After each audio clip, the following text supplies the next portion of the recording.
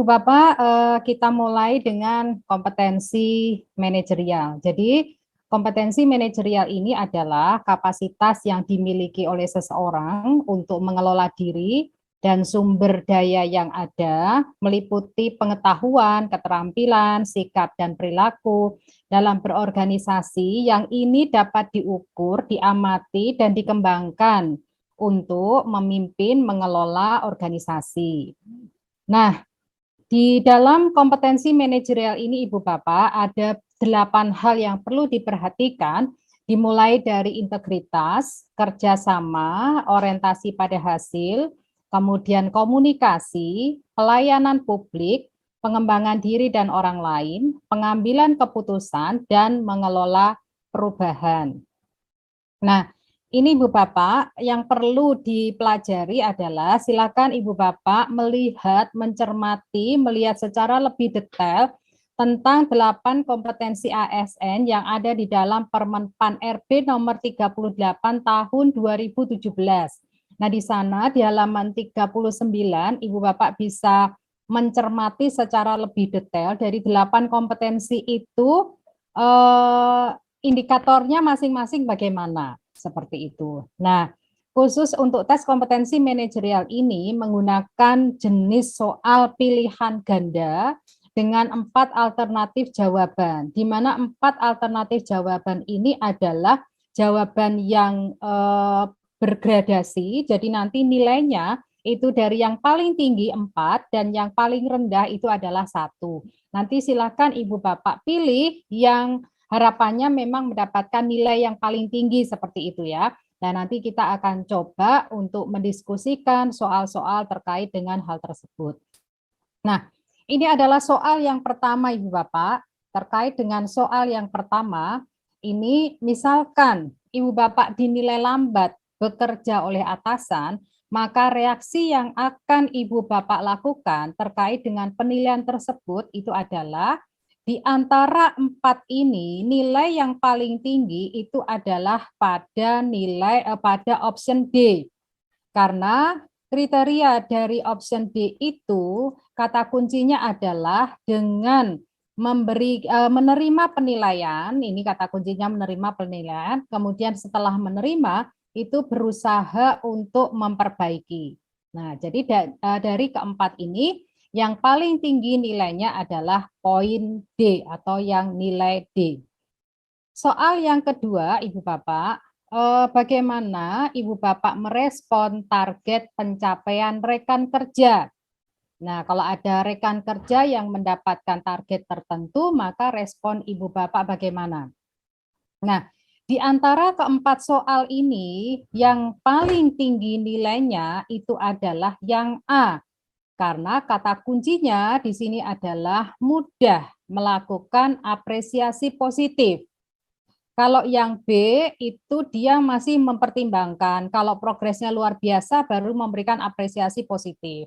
Ini memberikan sekedarnya, ini malah jarang untuk memberikan apresiasi. Maka kata kuncinya adalah yang A, mudah melakukan apresiasi positif. Kemudian selanjutnya Ibu Bapak, ini adalah soal-soal yang kemarin Ibu Bapak kerjakan. Di dalam soal itu yang nomor 8 itu apakah Ibu Bapak menunjukkan inisiatif dan berusaha untuk mengejar prestasi? Nah, dari 4 alternatif jawaban ini, kata kunci yang paling baik, yang paling tinggi nilainya itu adalah A, karena di sini ada kata selalu. Ya, selalu menunjukkan inisiatif dalam bekerja. Maka ini akan mendapatkan nilai positif, nilai yang paling tinggi, karena yang B adalah terkadang, kemudian C tidak pernah, kemudian yang C juga ya enggak, hanya kadang-kadang saja. Jadi yang jawabannya tertinggi itu adalah selalu. Kemudian yang berikutnya, respon Ibu Bapak ketika dihadapkan dengan perubahan yang mendadak. Nah, ini kata kuncinya itu adalah pada perubahan yang mendadak. Maka ketika ada perubahan yang mendadak, ini kata kuncinya di sini, maka Ibu Bapak harus tetap penuh harapan akan perubahan tersebut. Jadi nggak boleh ngelokro, nggak boleh pesimis, nggak boleh bingung seperti itu. Jadi harus penuh harapan. Kemudian yang selanjutnya kita lihat lagi, ini adalah urutan nomor 10. Kenapa ini tidak urut di dalam pembahasan? Karena ini saya urutkan berdasarkan pada indikator-indikatornya. Jadi ada pengembangan diri, kerjasama, kemudian orientasi pada tugas, dan sebagainya. Kemarin ketika Ibu Bapak mengerjakan, itu adalah urut soal nomor 1 sampai nomor 30. Tapi kalau ini pembahasannya berdasarkan pada indikator-indikator yang sama. Nah, soal nomor 10. Menurut saya, orang yang kehilangan kesempatan mengembangkan usahanya itu disebabkan karena nilai yang tertinggi itu adalah D, karena yang D ini begitu melihat resikonya, dia akan mundur. Nah, kalau mundur kan berarti nggak ngerti apa yang akan terjadi, karena belum sudah mundur. Nah, sehingga nilai yang paling tinggi adalah yang D. Kemudian selanjutnya, terkait dengan pengembangan orang lain. Ini pengembangan orang lain. Ibu Bapak sebagai seorang pemimpin mendelegasikan tugas kepada staf. Bagaimana untuk mendelegasikan tugas? Nah, ini karena pengembangan kepada orang lain, maka dari 4 hal ini, yang paling tinggi nilainya itu adalah yang A, karena kata kuncinya di sini pemimpin itu sebagai pengontrol dan pengawas. Jadi, sebagai pengontrol dan pengawas. Jadi tugas-tugas didelegasikan, tetapi pemimpin tetap sebagai pengontrol dan pengawas. Jadi tetap tidak bisa lepas seenaknya seperti itu. Tetap ada tanggung jawab. Kemudian yang berikutnya, nomor 2. Saya biasanya makan siang bersama dengan teman kantor. Ketika jam makan siang, sambil ngobrol, tidak terasa sudah melebihi jam makan siang. Maka sikap saya ketika situasinya demikian itu adalah jawaban yang paling tinggi itu adalah yang D, karena di sana memberi pengertian kepada teman, kemudian setelah memberi pengertian, mengajak untuk kembali ke ruangan. Kenapa kok enggak C? Karena yang C hanya mengajak saja. Kalau yang D ada tambahan dengan memberi pengertian, sehingga nilai yang paling tinggi, nilainya 4, itu adalah pada option D. Lalu selanjutnya, ya, di kantor Ibu Bapak menemukan beberapa inventaris kantor yang rusak dan hanya Ibu Bapak yang mengetahui. Nah, Ibu Bapak ketika dalam situasi seperti ini, sikap yang diambil bagaimana? Nah, ini nilai yang paling tinggi itu adalah pada poin C, karena harus melapor ke bagian perlengkapan agar segera ditindaklanjuti. Ya, kalau memberitahu rekan kerja, ya percuma, hanya memberitahu saja. Diselidiki juga tidak menyelesaikan masalah. Maka yang paling tinggi jawabannya adalah C, melapor ke bagian perlengkapan. Kemudian berikutnya, nomor 25. Ketika di pusat perbelanjaan, penjual melakukan kesalahan pengembalian uang kepada Ibu Bapak, maka yang harus dilakukan itu adalah mengkonfirmasi, ya ini ya, mengkonfirmasi untuk mendapatkan kebenaran. Jadi harusnya bagaimana sehingga mendapatkan satu jawaban yang tepat tentang uang pengembalian tersebut. Kemudian yang berikutnya, bagaimana Ibu Bapak membagi tugas kepada rekan dan bawahan. Nah, kalau tadi itu kepada sesama, kalau ini kepada rekan dan bawahan, kalau tadi kepada staf. Ini kalau membagi tugas kepada rekan dan bawahan di antara bermacam-macam ini tadi, itu pilihan yang paling tepat itu terkait dengan jawaban yang C, karena sesuai dengan keahlian dan keterampilan. Jadi kita lihat dulu keterampilannya bagaimana, keahliannya bagaimana, maka kita bagi sesuai dengan kondisi-kondisi tersebut. Kemudian yang berikutan lagi, seberapa penting sih kekompakan tim bagi ibu bapak semuanya? Nah, kekompakan tim itu penting memang, ya, kekompakan tim itu penting. Tetapi yang paling utama itu adalah target. Jadi kalau nggak ada target, tim saja yang kompak itu juga percuma. Jadi harus tetap ada target. Ya. Oke, kemudian selanjutnya nomor 21. Untuk mencapai tujuan kelompok yang telah ditetapkan, maka Ibu Bapak bagaimana? Di antara keempat jawaban ini, yang paling tinggi jawabannya itu adalah mengajak orang untuk bersama-sama bekerja dengan baik. Ya, kalau yang C ini menstimulasi. Ini menstimulasi saja, tapi kalau yang D ini dengan mengajak untuk bekerja sama dengan baik. Nah, kalau menstimulasi kan belum action. Kalau mengajak kemudian bersama-sama bekerja sama itu sudah langsung action seperti itu. Kemudian yang berikutnya, seberapa sering gagasan ibu bapak itu diterima dan dijalankan dengan baik oleh tim atau rekan kerja. Di sini ada selalu, ini ada kadang-kadang, itu ada sering, kemudian di sini jarang. Maka kata kuncinya yang mendapatkan nilai paling tinggi itu adalah selalu. Nah, karena di sini kadang-kadang, sering, dan jarang. Maka jawabannya adalah selalu. Kemudian yang berikutnya, jika rekan-rekan saya melakukan tugasnya dengan baik. Nah, maka kalau seperti itu, apa yang akan saya berikan? Ini jawaban yang paling tepat, paling tinggi nilainya itu adalah memberikan pujian apa adanya. Ya, jadi kalau memuji secara proporsional, berarti ini masih ada pertimbangan-pertimbangan tertentu. Memujinya seperti ini saja, seperti itu. Jadi kalau apa adanya ya sudah apa adanya. Ya, memang sesuai dengan kondisinya.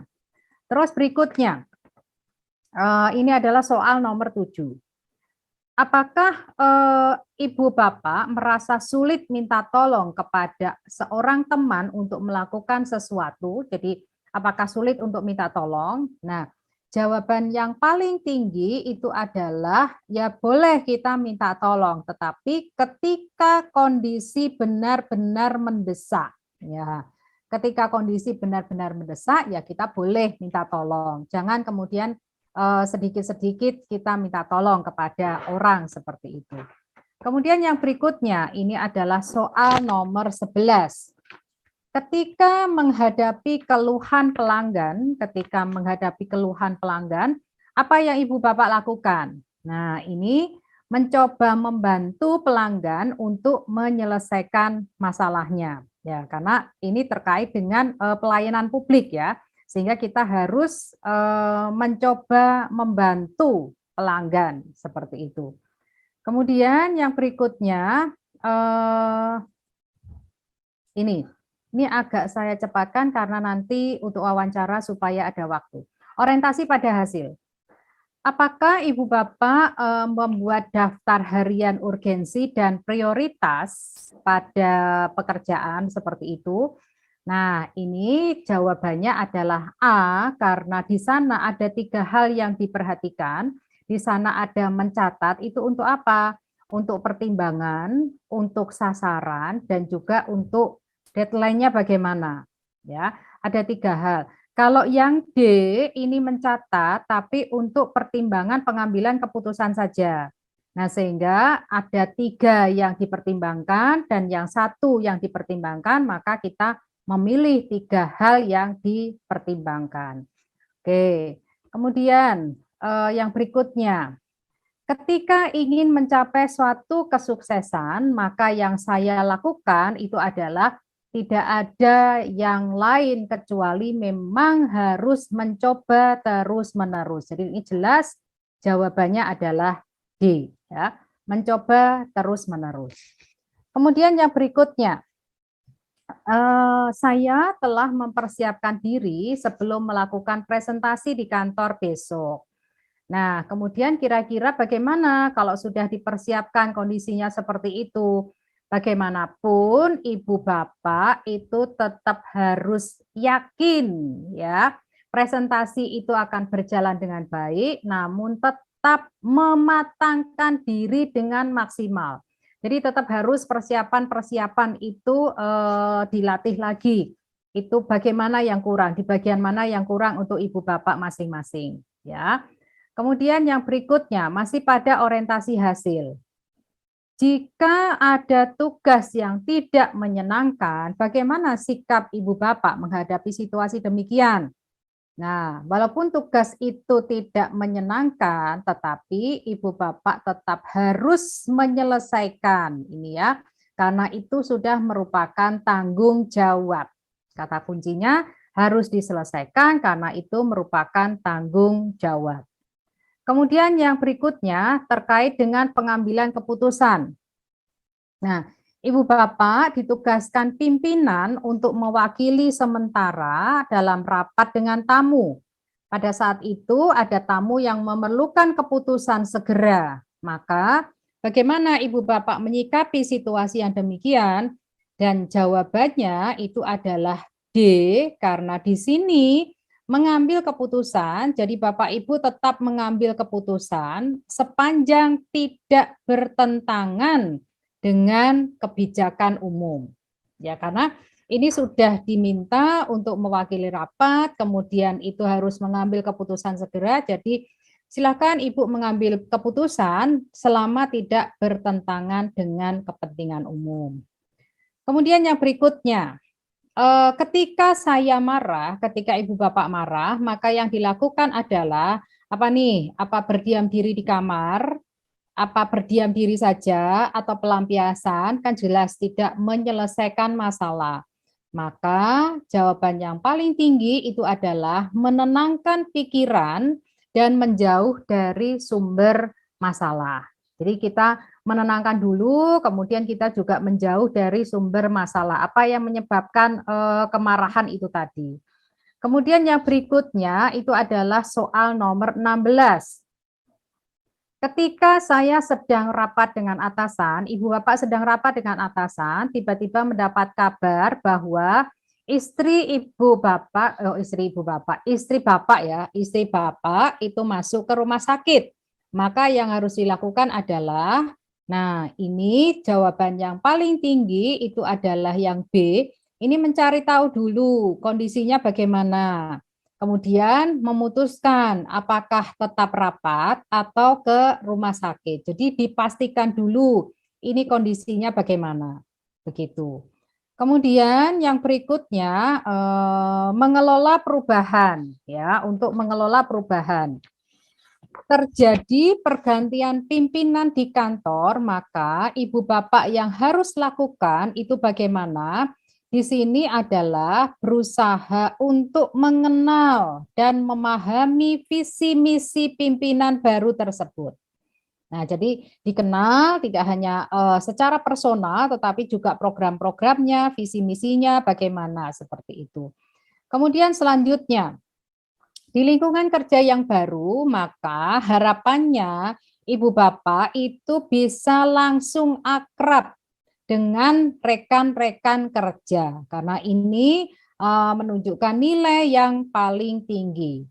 Kemudian yang berikutnya, yang saya lakukan ketika menghadapi perubahan dalam melaksanakan suatu pekerjaan, perubahan itu pasti memang ada, tapi kita lihat di sini tergantung pada jenis perubahan, kemudian ide dan cara baru tersebut. Jadi kita melihat keberhasilan pekerjaan itu tergantung pada jenis perubahannya bagaimana.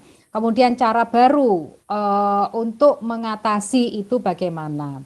Kemudian yang berikutnya adalah ketika saya dalam masalah, maka yang ibu bapak lakukan itu adalah dengan menghadapi masalah itu, mau nggak mau tetap harus dihadapi, tetapi dengan pikiran yang positif.